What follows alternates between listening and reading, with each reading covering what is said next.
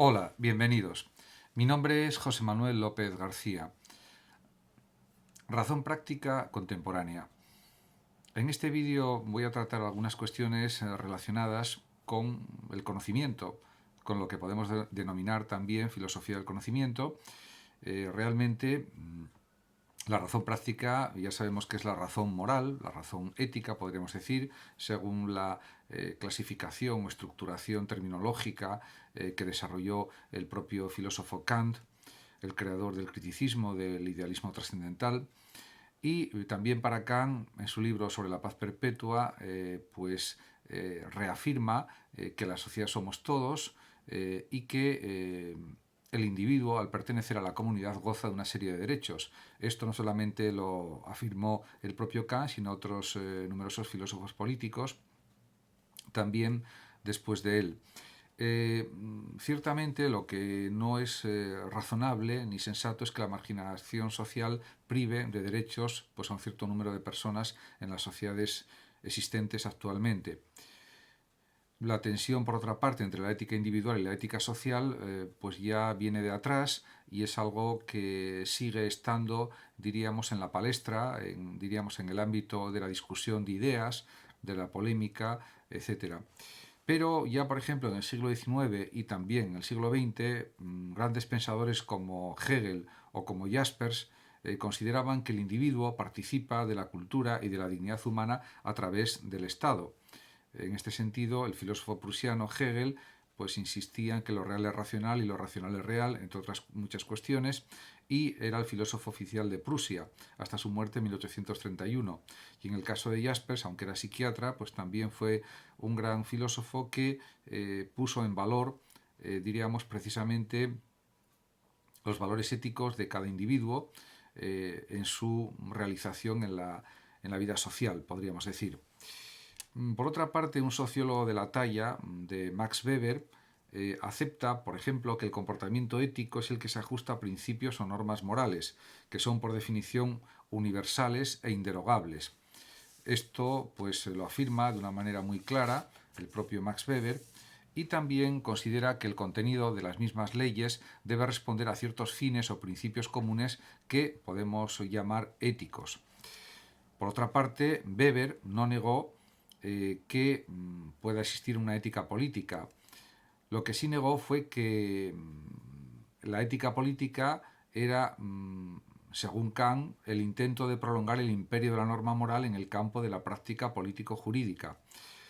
En cuanto a la ética política, Weber tiene pues como algo evidente que es un modelo de fines y consecuencias.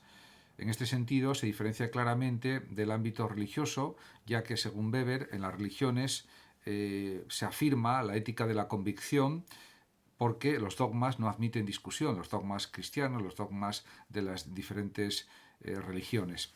En este sentido, pues estas diferenciaciones de Weber en sus libros son muy sutiles y dejan clara la diferencia, por ejemplo, entre ética y política de una manera muy evidente.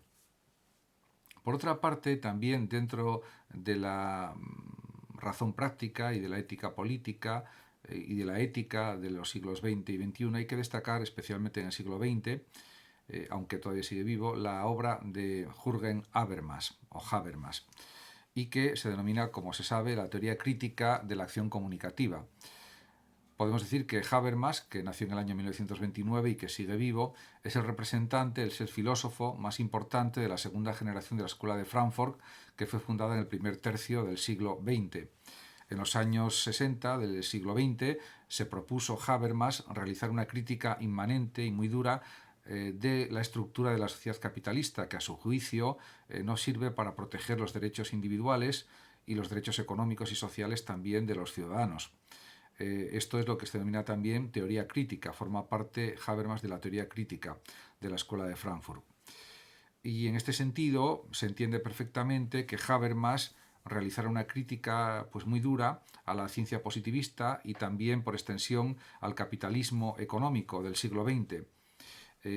Y por supuesto esto es extensible también al siglo XXI, porque para Habermas la ciencia y la racionalidad instrumental se pusieron en contra de los seres humanos en lugar de servirles.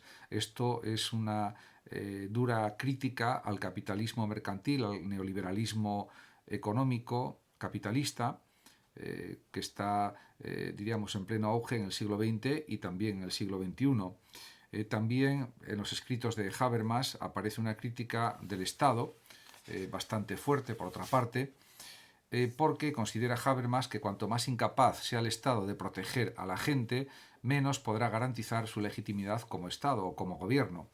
Eso, pues, ya lo fue planteando Habermas en los años 70 del siglo XX y realmente responde, pues, a una serie de análisis críticos profundos sobre las desigualdades que existen en la sociedad capitalista actual de los diferentes países europeos, fundamentalmente, pero también en todo el mundo. De hecho, este trabajo culminó en la publicación de su obra cumbre, la obra cumbre de Habermas, que es la teoría de la acción comunicativa, que fue publicada por Habermas por primera vez en Alemania en 1981.